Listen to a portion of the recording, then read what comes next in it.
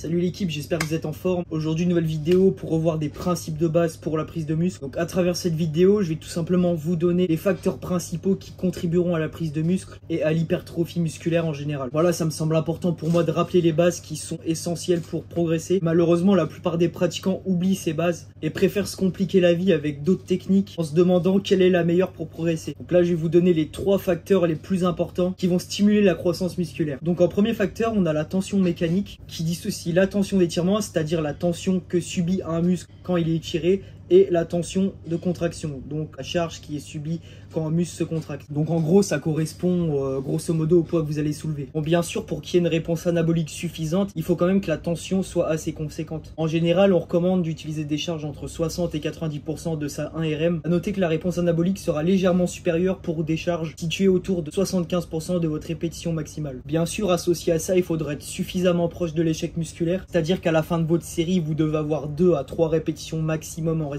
et qu'il faudra mettre en place sur le long terme une surcharge progressive, c'est-à-dire à chercher à faire un petit peu mieux au fur et à mesure des semaines parce que votre muscle va s'adapter à la charge initiale. Et si vous cherchez pas à faire toujours mieux, et bah tout simplement vous ne progresserez pas. Donc j'ai fait une vidéo sur la surcharge progressive, je vous la mets dans les fiches. Donc voilà, ça c'est les premières bases à savoir pour un bon entraînement. Ensuite, deuxième facteur primordial pour l'hypertrophie, il s'agira du temps sous tension qui est aussi lié au volume de travail. Parce que bien évidemment, c'est bien beau d'avoir une tension suffisante sur l'étirement et la contraction, mais il s'agit pas ici de faire juste une répétition et une série. C'est pour ça que le temps sous tension et le volume de travail vont être hyper importants. Parce que du coup, il faudra d'une part se retrouver dans les pourcentages d'intensité nécessaires à l'hypertrophie, mais dans un second temps, plus vous arrivez à faire de répétitions et plus vous arrivez à garder cette charge sous tension et plus le temps de votre série va durer avec cette même charge, parce que tout simplement, le muscle qui arrivera à soulever plus fort et pendant plus longtemps subira des gains en termes d'hypertrophie. Ensuite, troisième facteur nécessaire pour la prise de muscle qui est moins important que les deux premiers, mais qui a quand même sa petite importance, il s'agira tout simplement du stress métabolique. En gros, ça va englober tout ce qui est brûlure musculaire, congestion. Voilà, dans un premier temps, la brûlure musculaire, ça va plutôt être caractérisé par l'afflux d'acide lactique dans les muscles. Donc comme ça a été mentionné également dans la méthode de la vie, l'acide lactique aurait des effets favorables à la prise de muscle et à l'anabolisme musculaire. Ensuite, on a la congestion, donc c'est tout simplement le fait d'apporter du sang dans les muscles. En fait, l'apport de sang dans ces muscles, il va permettre de véhiculer certains nutriments nécessaires donc à la croissance musculaire. L'avantage du travail en congestion par rapport au travail en très lourd, entre guillemets, c'est que ça sera un entraînement moins traumatisant pour les articulations et ça peut être une bonne méthode d'entraînement pour travailler un muscle à un endroit où on est blessé par exemple. Voilà les gars, c'était les 3 facteurs principaux essentiels du coup pour le développement musculaire. Bien sûr, à ça on pourrait rajouter aussi un 4e facteur qui serait la fréquence d'entraînement. C'est quand même essentiel de travailler au moins une fois par semaine chaque muscle. Ensuite on peut rajouter de la fréquence en fonction des points faibles, mais ça ce sera le sujet d'une autre vidéo. Voilà, merci à tous d'avoir regardé cette vidéo. N'oubliez pas que vous avez moins 5% avec mon code sur Force Impériale. Je vous invite aussi à aller voir sur mon site internet en description pour un éventuel coaching avec moi. N'oubliez pas de mettre un petit pouce bleu, un petit commentaire, ça ferait hyper plaisir. Voilà, merci à tous d'avoir regardé la vidéo jusqu'ici. Je vous dis à la semaine prochaine.